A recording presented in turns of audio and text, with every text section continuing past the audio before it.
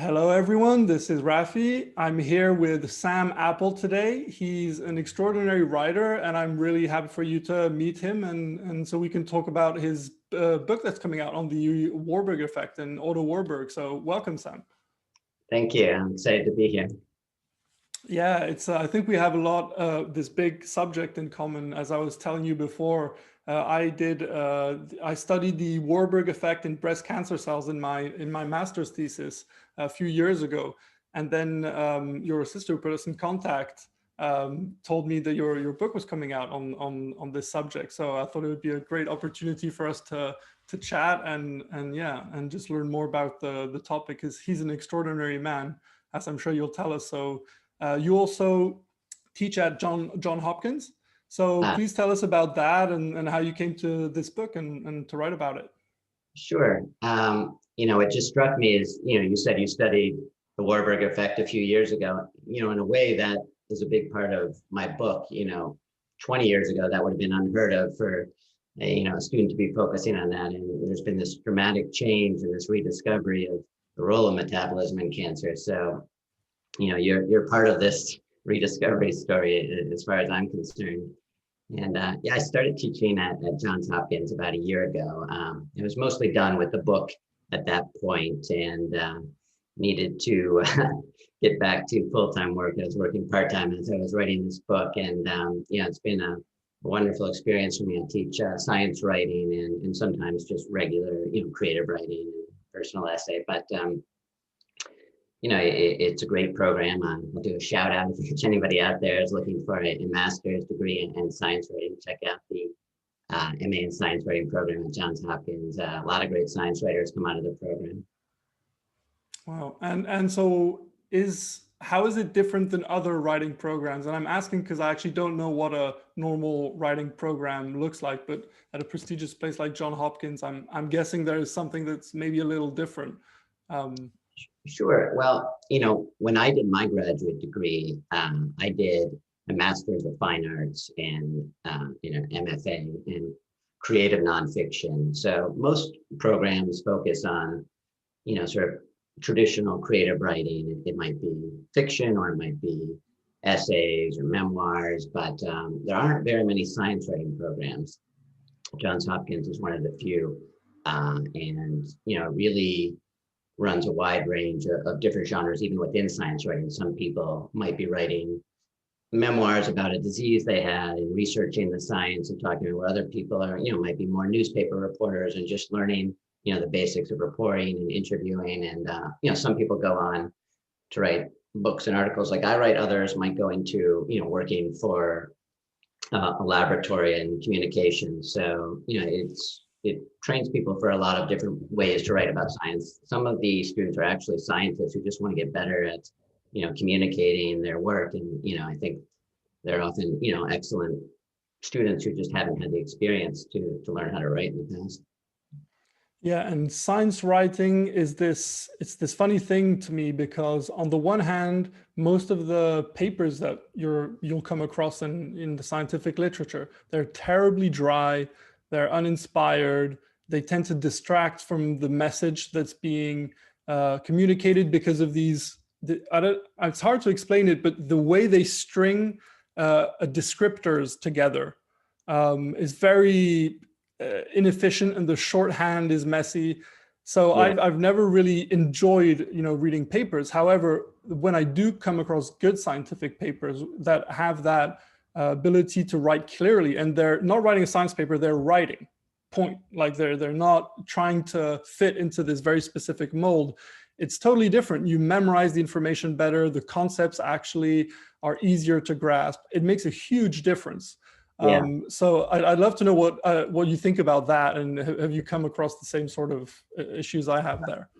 Yeah, I mean, I think about that all the time because, I'm not a scientist by training, and I have to read a lot of scientific papers, and if it's not well written, like you're going to lose, someone like me before you're going to lose someone like you who really has more rigorous scientific training. And so I profile different scientists in my work, and the ones I end up writing about are the ones who are able to communicate because I understand their story and why they're doing what they're doing. And if I can't understand it, I just am not going to be able to write about it. It becomes a work of translation for me rather than a work of discovery. And for example, Craig Thompson is one of the pioneers of the modern cancer metabolism revival, and he's now one of the premier cancer researchers in the world, the president and CEO of Memorial Sloan Kettering. But one of the many reasons I took on this topic is because he was able to communicate the ideas so clearly to me.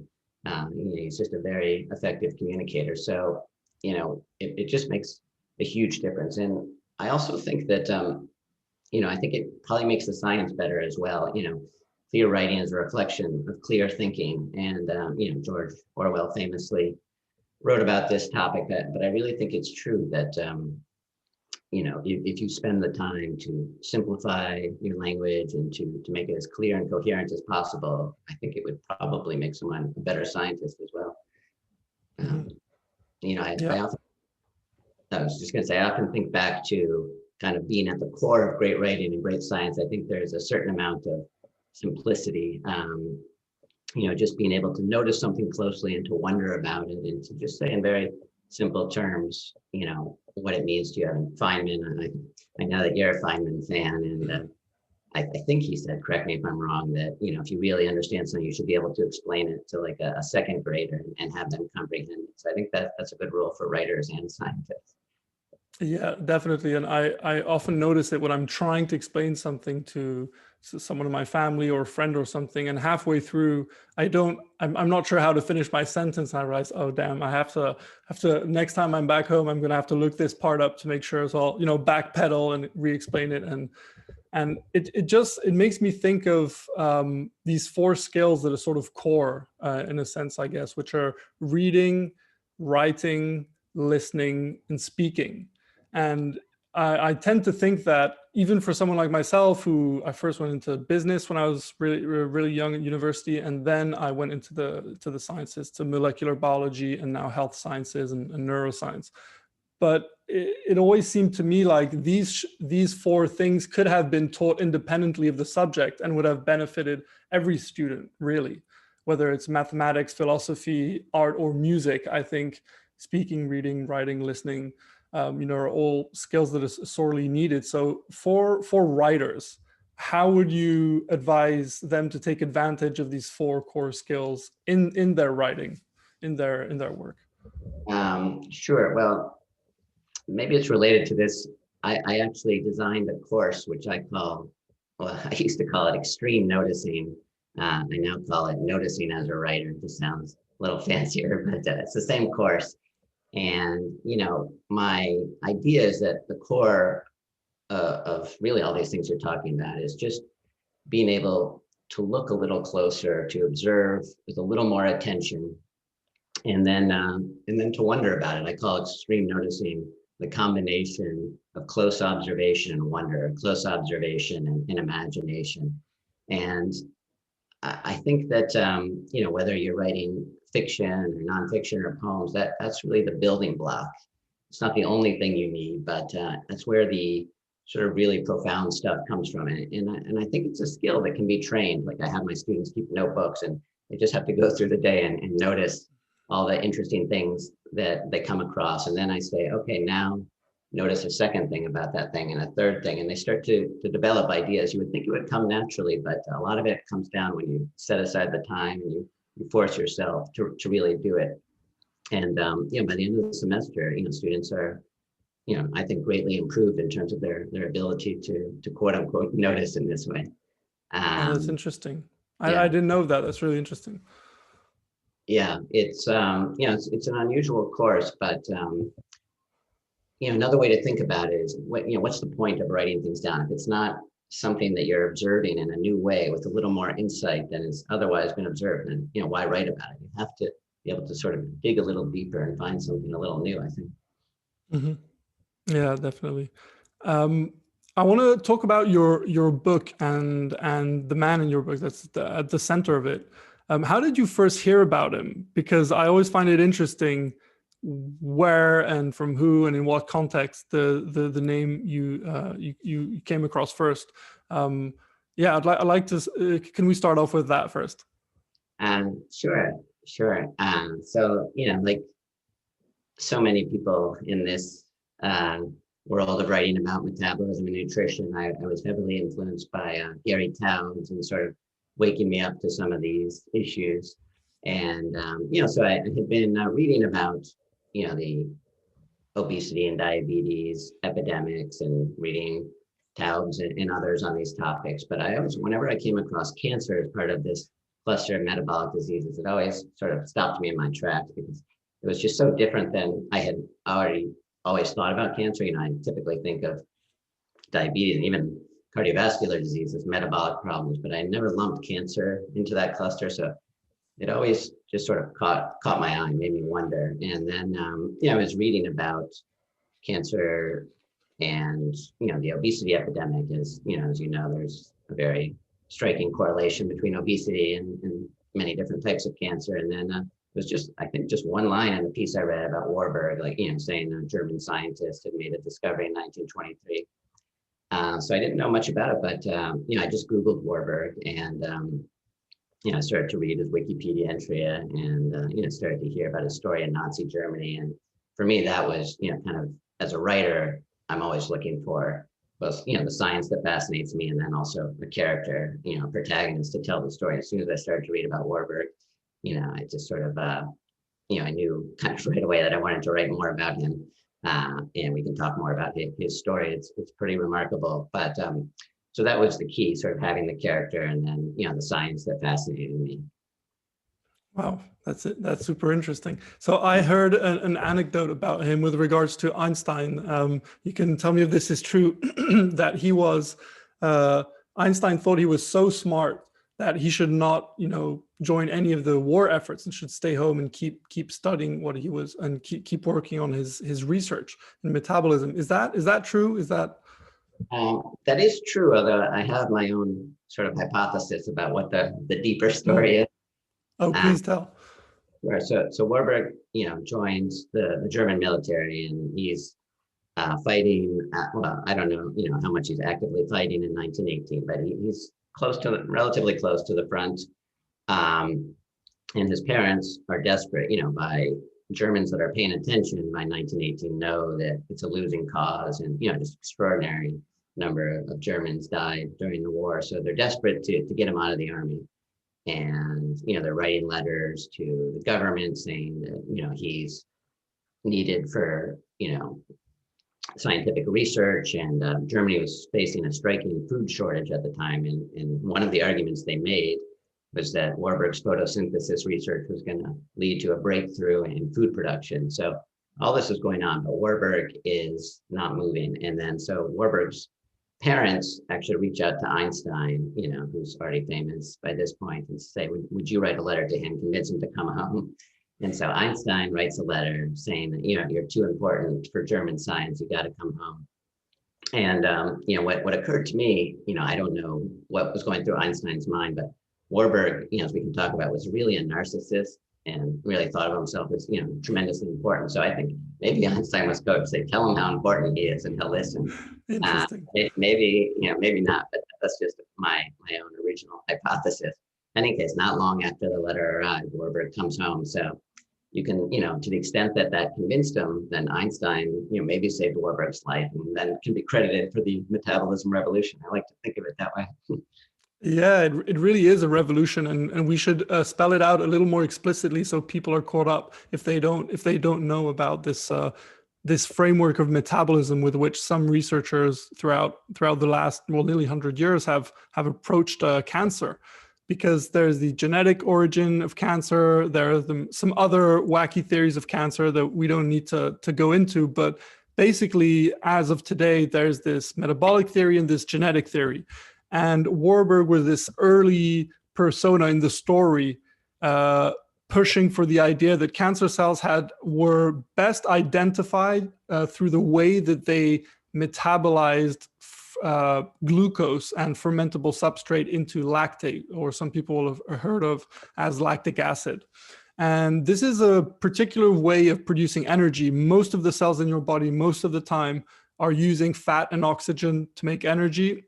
Whilst in the Warburg effect, there is lactate production with glucose, whether or not oxygen is present, really. And it's doing so with large consequences to the cell and the cell's ability to remain cancerous or not. So Warburg didn't necessarily go that far as of today and maybe see it as a total theory, but he certainly had his eye on the fact that the presence of lactate in these cells that should otherwise not be producing energy in that way is even more characteristic of cancer than maybe the genetic mutations are. So that's a very big difference between most of mainstream cancer. Yeah, no, well said. And I'm sure in a lot of ways you know more about this topic than I do. But the way that for people that don't know anything about this, the kind of simple analogy that I like to use is you can think of the fermentation as sort of like a backup generator for energy production. Normally they'll take the glucose or the fat and burn it with oxygen in the mitochondria, which is a much more efficient way. So Warburg discovers that cells are turning to, essentially a backup generator, which is, less efficient. And it was very, mysterious. Why would a cancer cell do this? You would think it would be the opposite. Cancers need to grow. They need to produce energy as efficiently as possible. And instead they use this backup system. And, so one of the great debates, nobody denies that cancer cells do this, that they take up a lot of glucose and ferment it to lactic acid. And one of the great debates in science is why they do this, what's in it for the cancer cell. But for me, I talk about that a little bit in my book, but I was more interested in the question of causes. What causes this shift? Warburg ultimately decided that it originated with some sort of defect in the mitochondria, some sort of inability to use oxygen, because his thinking was, if a cell can use oxygen, break down nutrients, why wouldn't it? That's the better way to do things. And he was so aristocratic in nature that he really thought like oxygen is superior and fermentation is lower. You can hear it in the language that he writes about. So for him, it was unimaginable that you would turn to fermentation unless, it was absolutely necessary. But I think there are clearly some cancers where that really is, the story. You have a mitochondrial defect of some kind, and you see, the seesaw relationship, the fermentation increasing. But I don't think it's the full story. I think Warburg oversimplified. That's my conclusion, and that he, deserves all the credit for getting the basic discovery, but that he missed, he exaggerated the interpretation, and I think that's part of the reason it fell out of favor after the war. Yeah, and do you think this is related to this narcissism that you saw in him? Oh yeah, I think it's deeply related. In 1915, he appears before a group of Nobel laureates at they have these sort of anniversary celebrations, and he shows them, a few charts about fermentation and explains that, it's resulting from, the failure to use oxygen in the mitochondria. And he said, this is all you need to know about cancer. Everything else is garbage, and walks off the stage.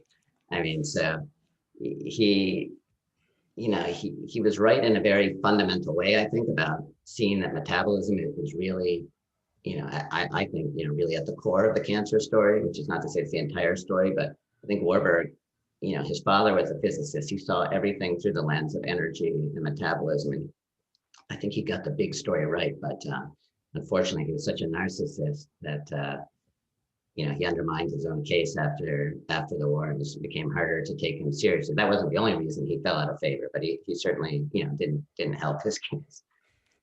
It's when you mentioned that, it made me think of the fact that if I'm being honest, I think there are some people that I follow on Twitter whose personality disorders of sorts make it harder to heed their message. And I can see that just how I react to some of the information. So I'm, maybe not that surprised that would have been the case with Warburg, given his narcissism. Yeah. And what do you think he could have accomplished more? Was there somewhere you saw him going in particular? Well, to me, the really interesting thing, and this is, other German historians have written about Warburg. So, a lot of the stuff is what I'm doing is kind of reworking and synthesizing, but I had a few kind of original discoveries that I'm proud of, I guess. And one of them I discovered was that I found some letters from one of Warburg's colleagues, Dean Burke, who was a famous American chemist, and he worked, at the National Cancer Institute, and he was one of the very first people that made the connection between insulin and cancer. And I found these letters from Burke to Warburg saying, like, you gotta look into this. I think there's a connection. It could help explain the fermentation that you have recognized in cancer. So, I had thought that Warburg never had a chance to learn about any of this, but Burke writes him letter after letter, and Warburg shows no interest in it. He's already made up his mind about what's causing all this, what's driving it. And so if he had been less narcissistic and more open to that, I think he may have, what I see as the full story is bringing in the insulin stuff, and Warburg had a chance to hear it, but he couldn't hear it at that point. I'll just give you, his narcissism. There's like 100 examples, and one of my favorite one is that when he found out he won the Nobel Prize in 1931, his first response was, "It's about time." And you know what? He was right, because he didn't get it for his cancer research in 1926, which he should have. He gave it to somebody else for a ridiculous misinterpretation, and so he was right. But and he should have again in the 1930s. I think he fairly deserved it for 3 discoveries. Wow, that's really interesting. I had no idea. What a reaction! What a reaction! Yeah, it's always, I guess there's always the question of how much of the narcissism drove him and how much did it cost him. But either way, it was integral. That's actually a really good point, because it also is clearly a part of his success. He was such a bold experimenter. Like, he would not have made some of the great discoveries he made if he didn't have an absolute self-belief. So what's striking to me is that he really was brilliant. You would think that somebody who's a narcissist like that wouldn't also be brilliant. Usually it's the opposite. So the fact that he could be kind of a genius and a narcissist at that level was surprising to me. Yeah, I was talking about precisely what you mentioned, having this dichotomy within the same person who's so brilliant technically on the other hand, and yet it has this nearly, I don't know if it's an emotional or personality handicap of sorts. And in science, it actually matters, because of course it is ultimately a collaborative process. There is no science without someone else to bounce ideas off of you or to help you build whatever you need to build. So it's funny how that's not emphasized in the training of scientists. There's a lot of lip service given to it, but And the thing which maybe isn't surprising, that Warburg was calling out other scientists for making exaggerated claims and getting ahead of their evidence. He said experiments are always true and interpretation always changes, but in his own case, he couldn't see it. That's funny. It's he sounds like me. I'm just realizing that's what I say. The evidence. But yeah.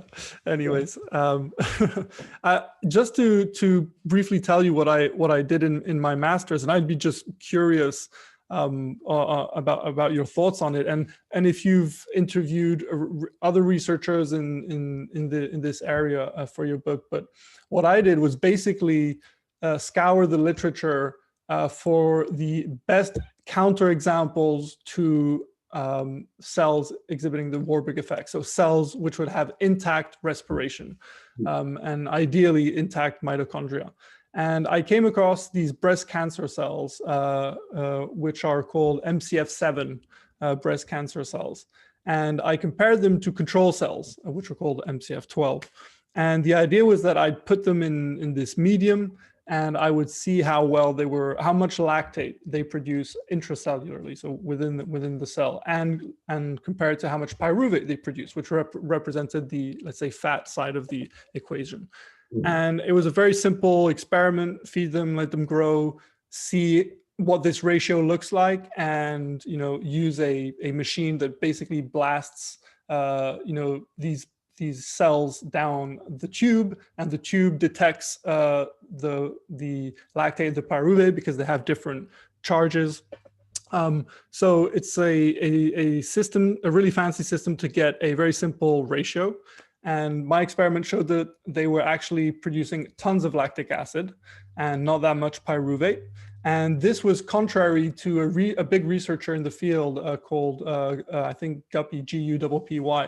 and his group, and they had shown through other methods that these cells were actually respiring perfectly normally, and that this implied an intact mitochondria. And they were addressing explicitly that this was a falsification, essentially, of the theory. So I can't say to have falsified it, because just the quality of the experiment at the master's level is too low, to be honest. But it certainly contradicted these findings. And I don't think it would be very hard to reproduce this and, choose whichever cell line you want, because there's a lot of claims out there about, cancer cells using fats or ketones perfectly normally, but the devil is in the details, in my opinion. And that was the basis of it. Yeah, no, that's really interesting. I sort of wish I had interviewed you for my book. This goes beyond what I write about in my book, but this is one of the key debates that really takes place, beginning in the 1950s and continues to today. Is respiration actually defective in some way, or are cancer cells turning to fermentation for another reason? Are the mitochondria intact and healthy? And I think it's an ongoing debate. There's a lot of talk of, related to what you just said, that, looks like the mitochondria are healthy and respiring, but there's actually uncoupling, and they're not actually producing ATP in the same way. So I just, and a lot of people, I think, know Thomas Seyfried, who has, done a great job of bringing metabolism back into the mainstream. And he's, what I would call a true Warburgian, and thinks that it actually all does come from mitochondrial defects. To me, it's almost, I decided not to go, I thought about it, but I decided not to go into detail on this in the book, because as I see it, ultimately, what I'm interested in is why this shift takes place in terms of whole body metabolism, what's going on with the obesity correlation, what's going on with the diabetes correlation. So that's how I was trying to explain it, whether or not the mitochondria are using less pyruvate because they're, sending it out of the mitochondria and using it for bioenergetic needs, or whether there's a defect. These are technical discussions, but as I see it, we're all sort of on the same metabolism team. There's all these arguments back and forth, but rather than arguing about that, I'd rather argue about why it is that cancer used to be a rare disease in the 19th century and is now incredibly common. What changed? And this gets back to the Gary Taub stuff. So as I see, my role, I'm not a scientist, but what I tried to do is sort of connect different stories and put them together. And so my real goal in this book was to take the story about what's going on inside the cancer cell, the metabolism of the cell, and to see if I can connect that to the epidemiology, to the story of obesity and cancer, and where do those stories come together. And I think that they come together in a really striking way in the late 1990s, because that's when cancer metabolism returns to the mainstream with guys like Chi Van Dang and Craig Thompson. There were others out there who were working quietly, and they deserve credit to, Seyfried, who, certainly brought it back, and there are other researchers as well. But, it kind of returns to the mainstream in the late 90s, and say, whoa, we've been overlooking metabolism. And almost at this exact same time, they start to make these tremendous correlations between obesity and cancer. So you have these two things coming together. One, something about the way we eat, whole body metabolism driving cancer, and the Warburg effect being rediscovered, cancer cell overeating. How are these two things connected is really, in a way, the story of my book, I think. Yeah, so let's go into those environmental causes and these changes in society that have to explain this rapid rise in cancer. Because if people don't know, the rates in cancer have increased to the extent where you can't explain them through genetic changes. This is not some progressive degeneration of the genome that's giving us more cancer. It's something, or some sort of just selection. I mean, we're talking about something in the environment that came in. And it's not just cancer, there's obesity and diabetes, and that's why you make the link with them all quite rightly. But the rates are just sky high, and the drugs we have for cancer aren't that effective. So given that fact, it's all the more important to understand the cause, not only to get better drugs, but also to have some prevention that's actually going on. So very, very briefly, as I see it, we have hyperinsulinemic foods. and we have an excess of linoleic acid, both of which affect insulin signaling in different ways, but they both affect it. And they both are damaging to mitochondria. So I see these elements as key to explaining the mechanisms behind the environmental causes of cancer. I don't know if you have the same sort of general overview, but I'd be interested to know if that's somewhat similar. Sure. Yeah. I mean, I mostly focus on the hyperinsulinemia. But yeah, I mean, that's generally how I see it. I tried to tell the story from the beginning. So you look in the early 19th century, and cancer is a relatively rare disease. And then by the mid 19th century, you start to get the first reports of cancer increasing rapidly. And the most famous one, comes from a French doctor in 1843 who says, cancer is the disease of civilization. It seems to increase, like madness. It increases with civilization, is how he put it. And then, throughout the 19th century and into the 20th century, you have, just report after report of, striking increases in cancer. And then, the most remarkable part is you have these pioneer missionary doctors that go to these other communities that haven't adopted the Western industrialized, diet, whatever, and they're amazed that they don't find cancer. And these are trained scientists. They know how to detect cancer. They see thousands and thousands of patients, and they publish these reports in BMJ and other journals. And they use the word astonished.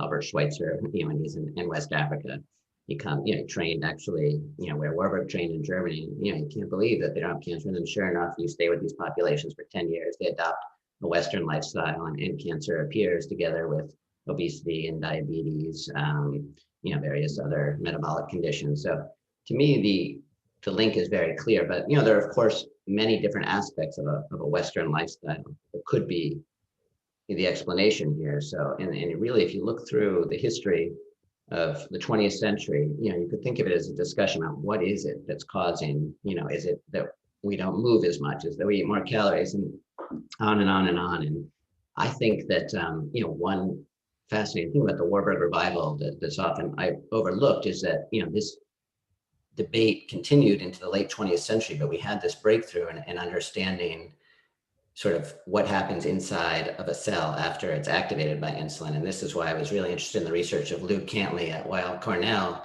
and this pathway, PI3K, AKT, mTOR.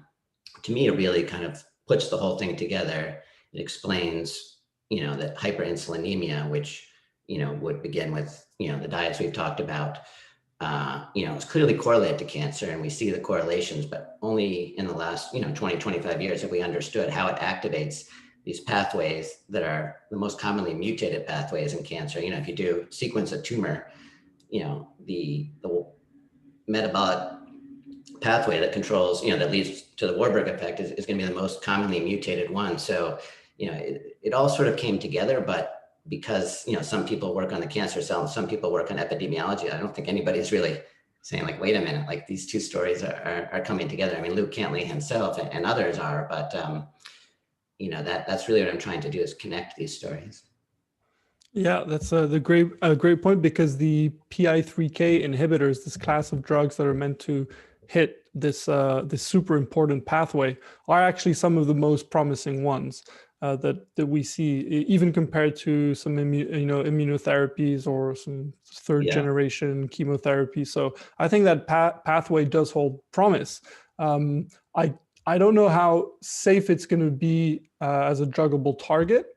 But I do think that some drugs that already exist, such as the glutamine inhibitors and the glucose inhibitors. So I used one in my experiments called DCA. That's a glucose inhibitor, and there is DON for glutamine inhibition, and this press pulse method that can sort of tamp down the energy supply to the cancer cell without damaging the normal cell. Adding PI3Ks on top of that's actually quite promising. And of course, I'm sure, like you will agree, the lifestyle aspects of a cancer treatment are incredibly important, because we have this ability to downregulate insulin simply by not eating, or by not eating insulinogenic, high carb, refined carb foods. So we have a lot of levers to pull. And for me, it's always been actually a hopeful message, because the statistics are so bleak. and the treatment side effects are so strong, that it's really actually an exciting time, I think, for the cancer field, but it hasn't spread to the mainstream. I Yeah. think the promise of those avenues. Yeah. Well, it's starting to spread. You probably saw it a couple of weeks ago. Science did a feature on, some various metabolic therapies and how diet is being used as, in conjunction with other therapies as a tool. So I was very surprised to see that in science, and took it as a sign of a changing paradigm. But I'm mostly, what the most hopeful part from my perspective is the prevention part. Because, if I'm right in my argument, it's not my original idea that hyperinsulinemia is such a huge part of this, then it opens up, such a promising avenue for prevention in terms of restoring metabolic health. The way I think about it is we have tremendous amount of evidence linking insulin to cancer. We still need more evidence, but you see the correlations in population studies. You see what happens inside the cancer cell, and it all points in the same direction. It all makes perfect sense. So elevated insulin, I think, should be labeled, a real carcinogen. And you think about, we're terrified of these carcinogens in the environment. This chemical cause cancer, and we put, warning labels on it and ban it. And meanwhile, the most dangerous carcinogen of all is in our own blood. It's a misregulation of our, metabolic system that's causing this chemical. So if we just thought of it that way, just think of it like this is a dangerous carcinogen that's in us. Insulin tells cells to, it's mitogenic. It tells cells to grow and divide. It's the last thing that you would want if you're trying to prevent cancer is elevated insulin. So I think we just need to reframe it in that way and, scare people a little bit. It scares me. Luke Cantley used that word, it scares me thinking about 50 times the insulin signaling, somebody with hyperinsulinemia. Other cells are quote unquote resistant to insulin, but cancer cells are often littered with insulin receptors. They're hyper receptive to the insulin, and it's, just if it gets, one mutation, this PI3K pathway, if you have hyperinsulinemia, it's off to the races. Yeah, it's a very good point, and I actually want to contrast that with another fact that tends to blow people away, simply because it's quite literally incredible on some level. But Bruce Ames, very famous researcher, found that 99.99% of dietary pesticides in the human diet come from vegetables. So not what's sprayed onto the vegetables, just the vegetables themselves. And of course, we have evolved an ability to handle these to some degrees. But when we're talking about concerns for cancer and pesticides and how these things cause mutations or damage to mitochondria, depending on which side of the story you see it, in all sort of fairness, we should be more concerned than we actually are. I don't think people realize this. And it's the same with insulin. We don't realize how it's a powerful growth factor. And when it's in super physiological levels or even patterns of elevation throughout the day, we have these very strong cancer-inducing effects. So whether it's natural pesticides being, adding to the allostatic load, or the hyperinsulinemia, or even the low level of linoleic acid that is in vegetable oils, the vegetable oils content, you need a very small amount to have a cancer promoting effect. In fact, in a lot of cancer experiments, you have in vitro cells that need barely 4% linoleic acid available to them to become cancerous. The experiment pretty much doesn't work without that cancer promoting effect. So we have lots of things in the environment that can do that, and having labels on it would be a great idea. And it would scare people, but it should scare people. Well, I don't know enough about the linoleic acid to comment, but I need to learn more about that. That's fascinating. I do, maybe I would just frame the Bruce Ames stuff slightly differently, because I write about that just a little bit in my book as well. I think your interpretation is perfectly valid, but the way I interpreted it was that Bruce Ames is, he's using this test to find carcinogens, and it starts to show that almost everything, starts to look like a carcinogen. My reading of it, and I think it's his reading as well, but I don't want to misquote his views, is that that can't be the real story. That maybe it actually shows that we've focused on some of these chemicals, environmental carcinogens. I remember one example is like coffee has 22 different carcinogens in it, and I'm sitting here drinking coffee this morning. So I think that, for me, the takeaway was, for in the 1970s and 80s, we have this war on cancer and everybody's focused on the environmental carcinogens. Sure, we don't want to lose sight of that, but that's a small part of the story. And I think the obesity insulin is the big part of the story. Yeah, absolutely. It can come from, and I think it's explained even in the metabolic theory, where as long as you get some kind of damage to respiration, that can happen through many different routes. Sometimes it's endogenous processes that go wrong, like the hyperinsulinemia, let's say, if that's how we want to frame it, or just some, heavy metal contamination from some pipe somewhere. All of these things are have the potential to damage mitochondria and induce cancer. Yeah. And hyperinsulinemia is the one that we really make a choice, about, which is sort of the tragedy there, because what's floating through the air, it's, there are political choices, but again, it's, you can't avoid it. But what you choose, whether it's the packet of chips or something, or fries, that's a choice we can make. So it makes sense to have the focus there as well. Yeah. And, Warburg saw it exactly as you do, that ultimately it's about what these chemicals do to the mitochondria. So he changed his diet fairly radically and was really into organic foods, and maybe that made a difference. But, again, because he didn't get the insulin link, sugar is an organic food. So I don't think he was avoiding sugar. But he certainly changed his diet to try to, protect his mitochondrial health. Yeah. And so how has this changed your diet, if at all, or maybe you were already eating a great diet before the story?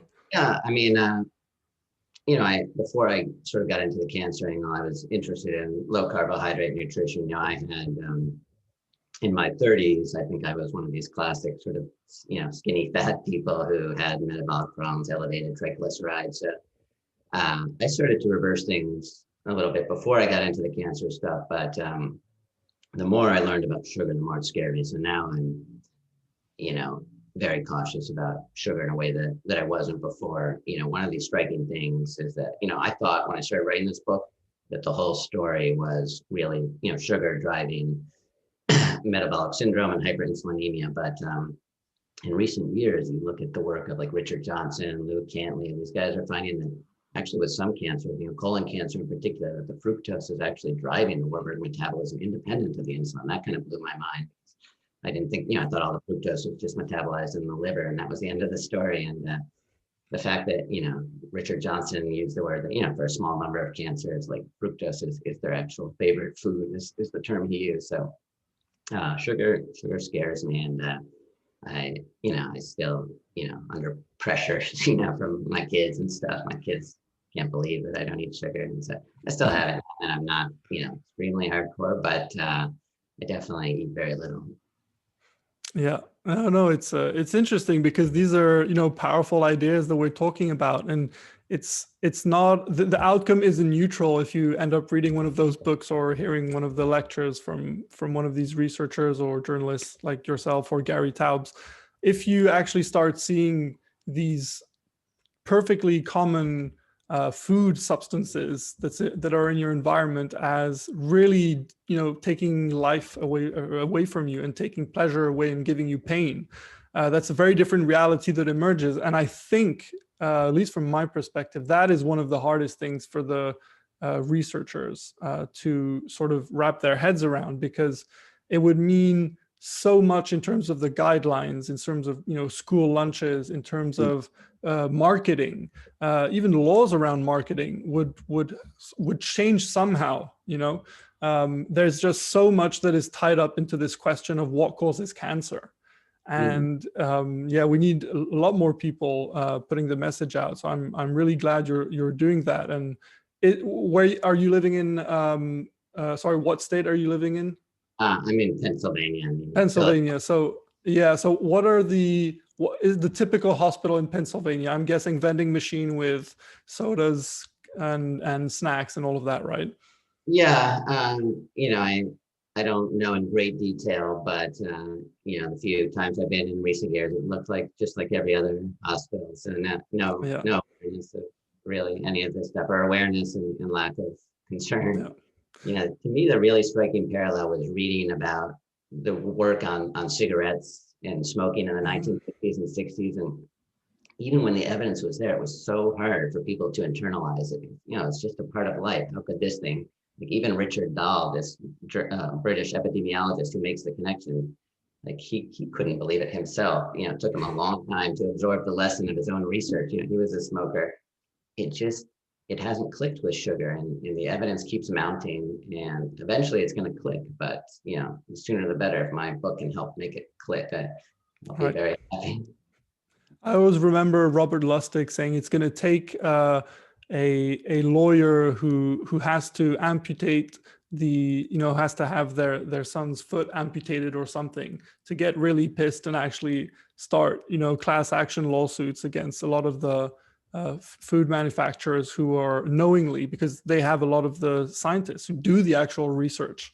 So I wonder if that's what's gonna happen, or if it's gonna be some sort of trend, just some sort of food trend that's gonna tip it over. I don't know, but I hope it's something, or your book, hopefully.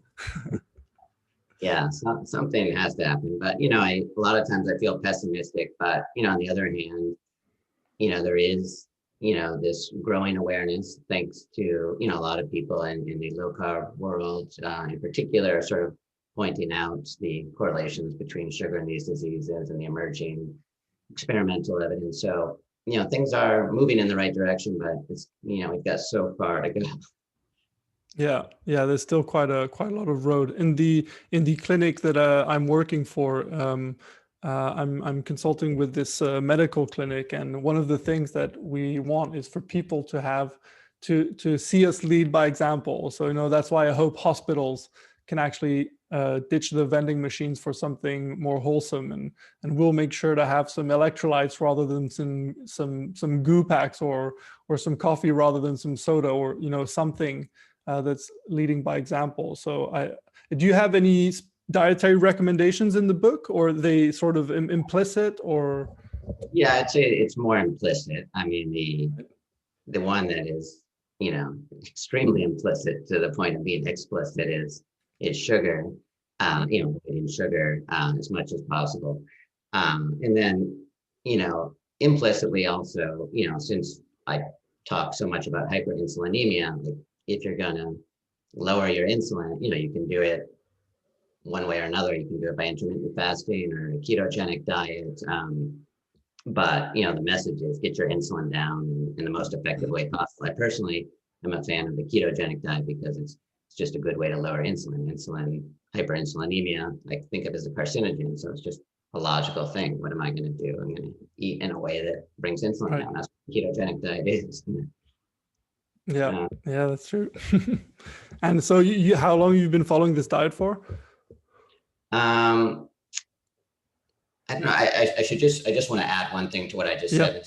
I think it's important that I'm talking about, this implicit message is about prevention. I am not talking about using the ketogenic diet for cancer therapy. That's an emerging field. I'm very interested in that research, but I'm waiting for more evidence to come out before making any claims about that. There's exciting stuff going on about, keto diets in combination with PI3K inhibitors and other stuff. But I think it's important not to overhype that. There's so much in the cancer world is about overhyping. I don't want people in the low carb keto community to be a part of it. Like, let's wait for the evidence and be cautious. In the meantime, the prevention stuff just seems logical. So just wanted to add that. But a good point. Yeah, but I'm optimistic, but we just need more evidence. But I'm sorry, I forgot your question. Oh, that's why I was just asking for how long have you been following the keto diet yourself? Oh, yeah, I should clarify that I don't test my ketones, so I don't even know exactly when I'm in ketosis. But I would say, got to think back. It sort of happened gradually. I think for a lot of people, like you start to cut one thing, then you cut another thing. Yeah. Keeps going, but I'd say in a pretty serious way, at least 5 or 6 years. But I know a lot of people who are much more hardcore than I am. But I just try to take it in a common sense way. Like I feel like I was insulin resistant. I had high triglycerides. Now that, I've brought it down, I can, I feel like I can get away with a little more than I used to. Mhm. But I don't really miss eating that way. I like to joke that my family kind of laughs at me and say, like, why Yeah. don't you miss this? Don't you miss that? I said, totally jokingly, I said, I'm just enjoying the sweet taste of feeling superior. But after a while, you stop missing it. Like in all this, rich fatty food, like 99.999% of human history, this would have been the greatest thing imaginable, like to be able to eat all this fat and meat and protein, like to think of it as deprivation just seems strange to me. Oh, it's the same, absolutely the same. No, I feel particularly lucky that just yesterday I had a sit down lunch with my father, and we had salmon carpaccio with a bit of lemon and a ribeye steak and all the full fat raw French cheese that you can imagine. So if that's deprivation, then I'm happy being deprived, Yeah. I like to say that my dog is the only one in the family that really listens to my nutrition advice. So I give him a lot of meat. He enjoys it. He seems to be doing well. Yeah, same with my carnivore cat. So no problems there. One of the craziest things is the total tangent I ever heard about low carb keto eating is the longest lived cat. Did you ever hear about this? No. This cream puff. You should look this up. It's really strange, and I need to look it up again. But apparently, the world's longest lived cat was on not only like a low carb meat heavy diet, but was drinking coffee with heavy cream. Really? Cracked me up. Oh, that's hilarious. Look up cream. It really cracked me up when I saw that. I'm not advising that for cat owners, but pretty funny. Well, it's probably better than a vegan cat diet. So if you're going to choose a wacky diet, please choose the one with mostly meat in it, whatever you do for the cat. Yeah. No, pet, there really are pet epidemics of obesity as well. It's part of the same story. Yeah, I'm going to try to actually get some veterinarians on to talk about it, because I think that it's I've heard from quite a few of them that it's very obvious, even more than humans, because of course the food intake is so well controlled, and you're not dealing with people who are going to obfuscate or lie about what they eat. Yeah, and dogs and cancer, it's horrible. Yeah, and that actually is one of the very interesting pieces of evidence with regard to hard outcomes like mortality in dogs. Dogs in ketogenic diets are showing some real promise, again, because you can control their food intake so well. And it's something that they're pretty much eating normally. You might need to supplement some MCTs for them or something, but it's pretty much close to what you might feed a dog anyways if you were in the, I don't know, 1900s or even 1950s, I guess. Yeah. So let's hope that translates to human trials soon.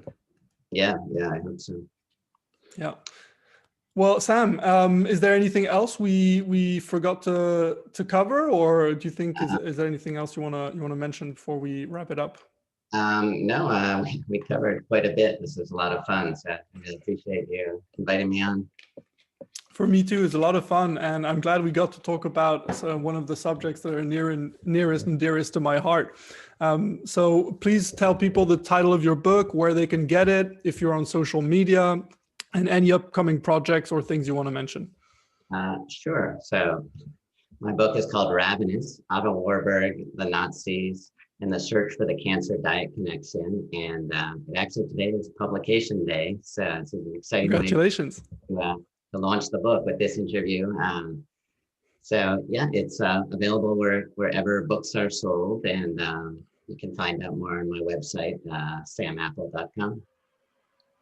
Fantastic. So you're teaching at Johns Hopkins. People should check out the writing course that you do? Yeah, I would say check out the MA in Science Writing program at Johns Hopkins. Yeah. All right. MA in Science Writing program. And are you on Twitter, Facebook, Instagram, any of that? Twitter, I'm at Sam_Apple1 at Twitter. Yeah, I'm not great about social, but I'm trying to get better. No, don't get too good. Trust me. You want to take it with some pincers. Okay, fantastic. Well, thanks for your time, and we'll talk soon more about this, hopefully. Okay, I hope so. Thanks so much. Thanks.